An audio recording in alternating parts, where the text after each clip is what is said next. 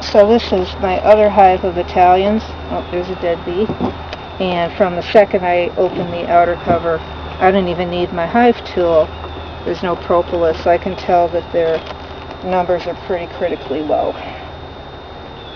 And we have a wasp in there robbing their freaking honey. Get out of here, you son of a bitch.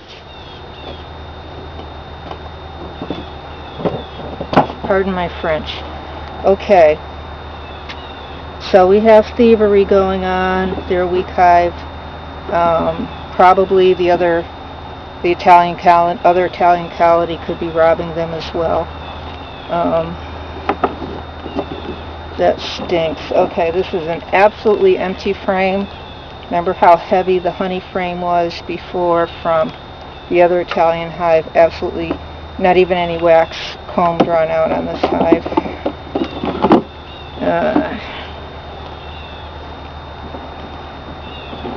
And numbers. I haven't even smoked these guys other than at the hive entrance, and we've got problems. There's hardly anybody in here. Nobody's home.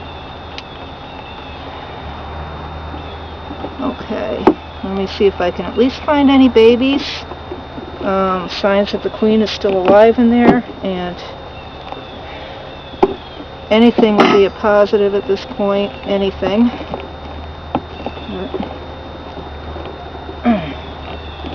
These guys have got a lot of burr comb at the bottom that's sealing these frames to the frames in the deep super below them.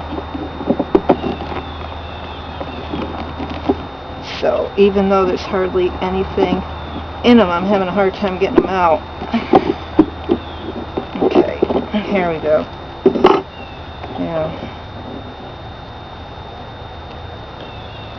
So a little bit of honey in this frame, nowhere near the amount of honey they need to survive the winter.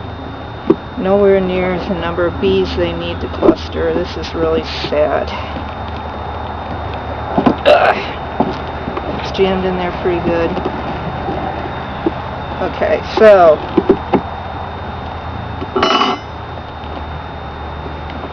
this is really sad.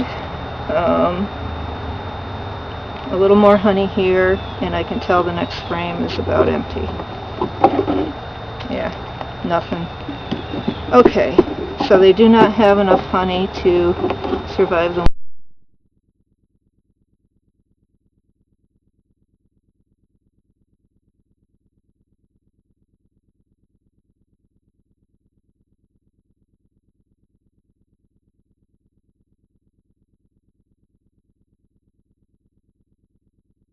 really sad.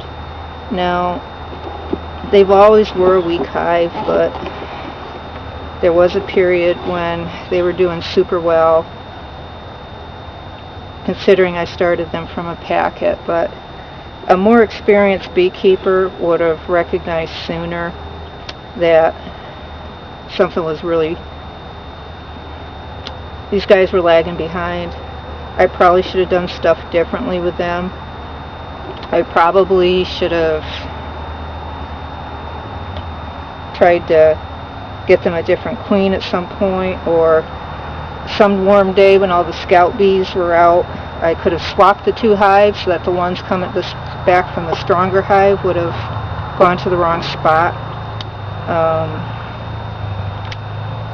But I didn't. That one thing I have learned this year is now I have all this equipment. The biggest thing about getting started with beekeeping was buying all this equipment or refurbishing the used equipment that my husband got for me from a former beekeeper. The actual bees themselves were relatively inexpensive. The packet of bees from Georgia was $90 with the queen. A nook of bees was $130 with the queen, and the replacement queens weren't that much money either. So the big expense was